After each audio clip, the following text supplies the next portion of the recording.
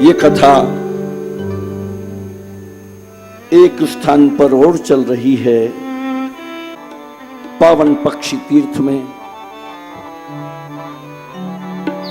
कागभूषुंडी जी महाराज उस नीलगिरी पर्वत पर बीच बीच में याद करते हैं उज्जैनी के उस एक विप्र को, और गरुड़ के सामने रो लेते हैं भूषुंडी।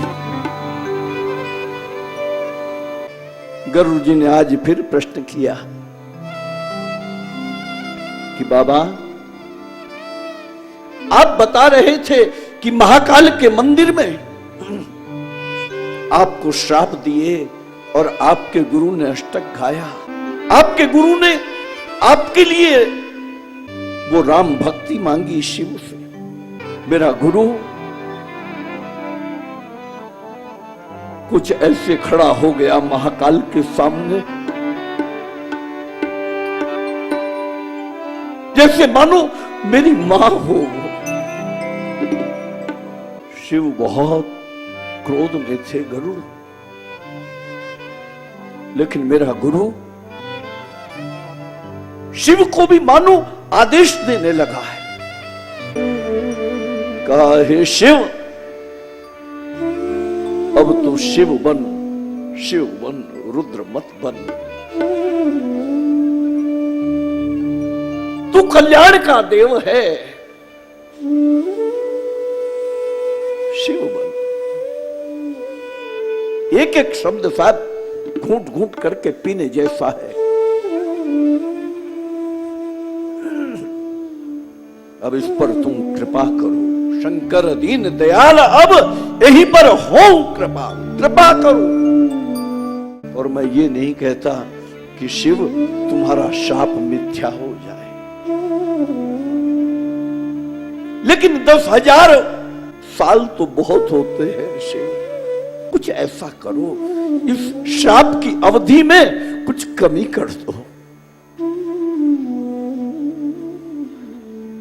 इतना कहा सदगुरु ने, लेकिन फिर विचार किया कि इतने से भी बात बनेगी नहीं। तब सदगुरु कहता है, इसका शिव केवल कल्याण ना हो, मैं कहता हूं इसका तो परम कल्याण हो, ऐसा कुछ करो। आप एक बार देखो कि क्या है सदगुरु। सदगुरु कहे, शिव श्राप दे रहे हैं और सदगुरु कहता है कि इसका केवल कल्याण ना हो, इसका परम कल्याण हो, ये मैं चाहता। यह है साहब गुरु शिष्य परंपरा उज्जैनी की। ये घटना उज्जैनी के महाकाल मंदिर के भीतर घट रही है। भगवान शंकर ने सुना इस परमार्थी पुरुष की बात को। सोचो एक बार, सदगुरु का वचन सुनने के बाद परमात्मा भी एक बार सोच में पड़ जाए। वो सदगुरु, और फिर से आकाशवाणी हुई महाकाल के मंदिर में। फिर से एक बार आकाशवाणी हुई। शिव बोले, एवमस्तु इति भई नववाणी। हे ब्राह्मण, जैसा तू कह रहा है जा, वैसा ही हो।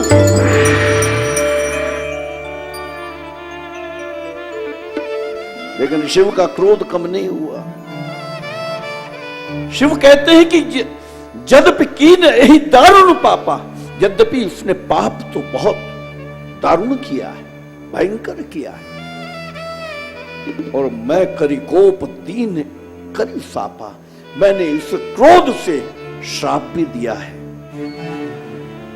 भूषुंडी ने क्या कहा था? मेरे सदगुरु कैसे हैं?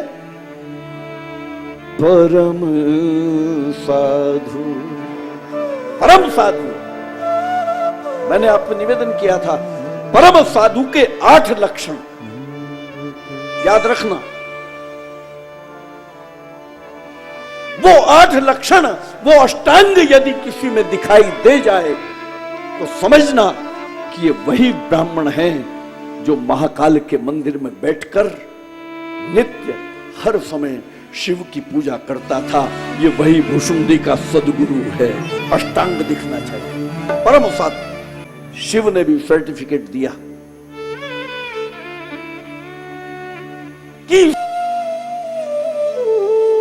तदपि तुम्हारी साधुता देखी, करियहूं यही पर कृपा विशेष की। मैं इस पर विशेष कृपा करूंगा। क्यों? क्योंकि तुम क्षमाशील हो। सदगुरु की महिमा भगवान महाकाल गा रहे हैं। तुम क्षमाशील हो। क्षमाशील जे पर उपकारी, जो दूसरों का उपकार करते हो। मैंने क्या कहा? शिव का जाहि दीन पर नेह करहूं कृपा मर्दन मैं, इसे दीन प्रिय है शिव।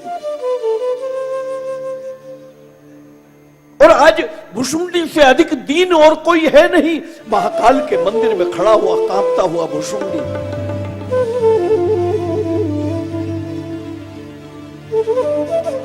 जो क्षमाशील हैं, जो दूसरों का उपकार करते हैं, ऐसे ब्राह्मण मुझे परमात्मा श्री हरि की तरह प्रिय हैं। जितने प्रिय मुझे परमात्मा श्री हरि हैं, ऐसे ही ये ब्राह्मण भी प्रिय है। शिव बोले, लेकिन मोर श्राप द्विज व्यर्थ न जाए। मेरा श्राप व्यर्थ नहीं जाएगा। मैंने जो श्राप दिए हैं 10,000 साल के लिए, लेकिन जन्म सहस अवश्य यह पाई ही 1000 वर्ष तक ये मेरे श्राप को अवश्य भुगतेगा। 10,000 का 1000 हो गया।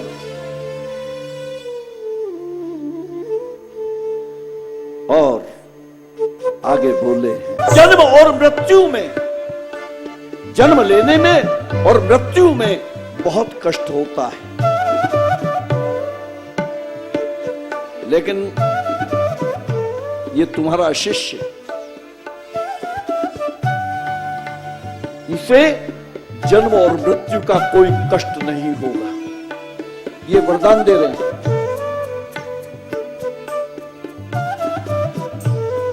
और शिव को अभी भी क्रोध है। क्रोध पूरी तरह शांत नहीं हुआ। शिव ने आगे कहा, हे शूद्र, याद दिलाया है, तू ब्राह्मणों का द्रोह करता है, तू इस विद्या का अधिकारी नहीं है, तू शूद्र है।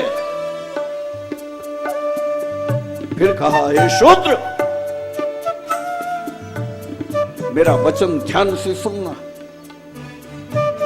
किसी भी जन्म में तेरा ज्ञान समाप्त नहीं होगा, तेरा ज्ञान भी अमर हो जाएगा। श्री अवध का प्रभाव और मेरे अनुग्रह से, मेरी कृपा से राम भक्ति और उपजही तोरे, तेरे अंतर में राम भक्ति का जन्म हो जाएगा। वो तो क्षणम रुष्टा क्षणम तुष्टा, रुष्टा तुष्टा क्षण क्षण। जब श्राप दिए तब इतने दिए। अभी क्रोध है, लेकिन क्रोध में भी वरदान दे रहे। ये है मेरा महाकाल।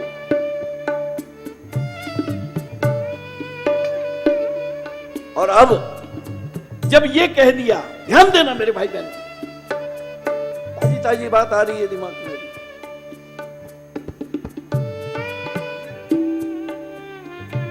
कि राम भक्ति उपजही उर तोरे।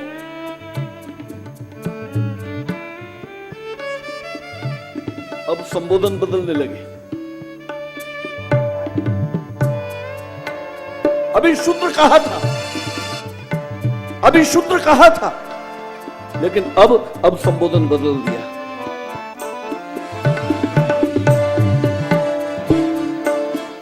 कहा कि अब मेरा एक सत्य वचन और सुन। अब न दुष्ट कहा, न खल कहा, न सट कहा, न अभिमानी कहा, न शूद्र कहा, कहा, भाई, हे भाई, तू मेरा एक सत्य वचन सुन।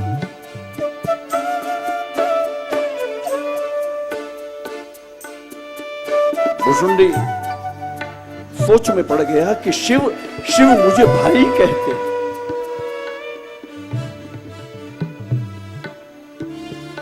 और गुरु, भुसुंडी का गुरु भुसुंडी को देखकर मंद मंद मुस्कुरा रहा है।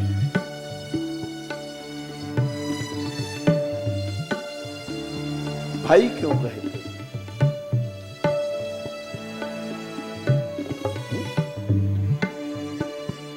श्री हनुमान जी महाराज जब गए लंका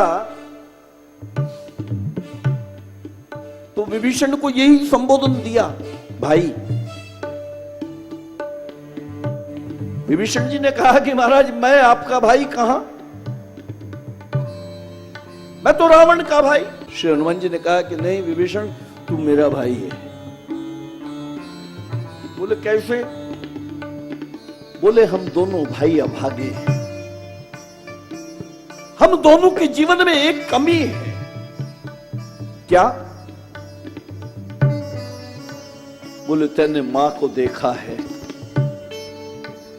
लेकिन राम को नहीं देखा, और मैंने राम को देखा है लेकिन मां को नहीं देखा। राम की भक्ति तुम भी करते हो, राम की भक्ति मैं भी करता हूं, इसलिए हमारा इष्ट एक है, इसलिए हम दोनों भाई।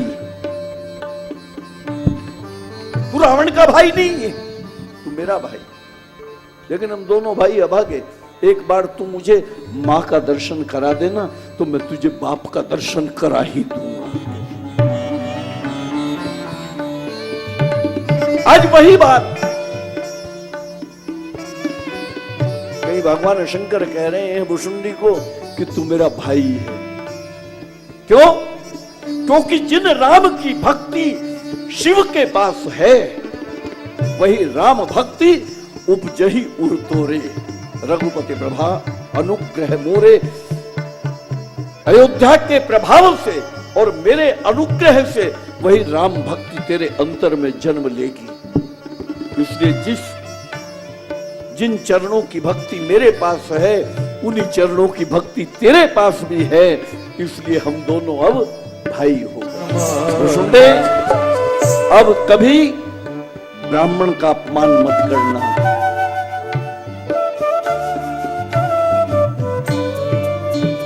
अब ब्राह्मण का अपमान मत करना।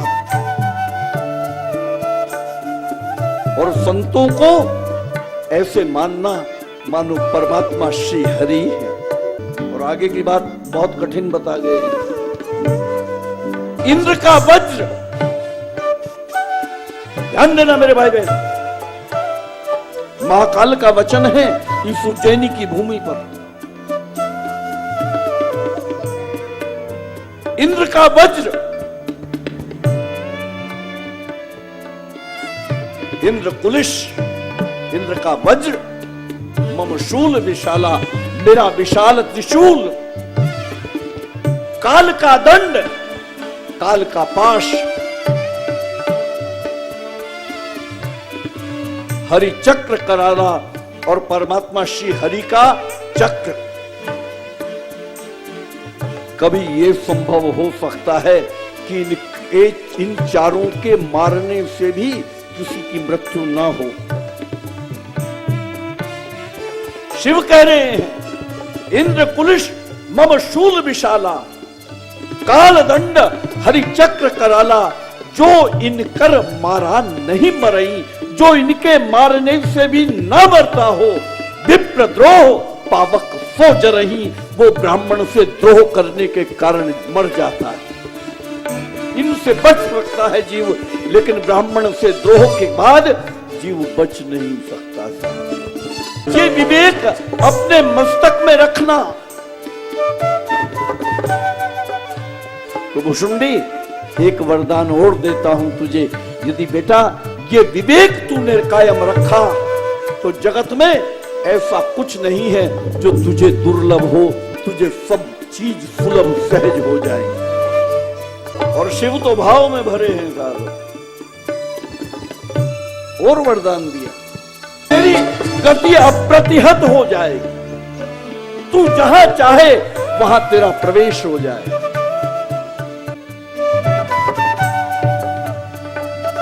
ये वरदान भगवान शंकर ने महाकाल के मंदिर में भुसुंडी जी को दिए।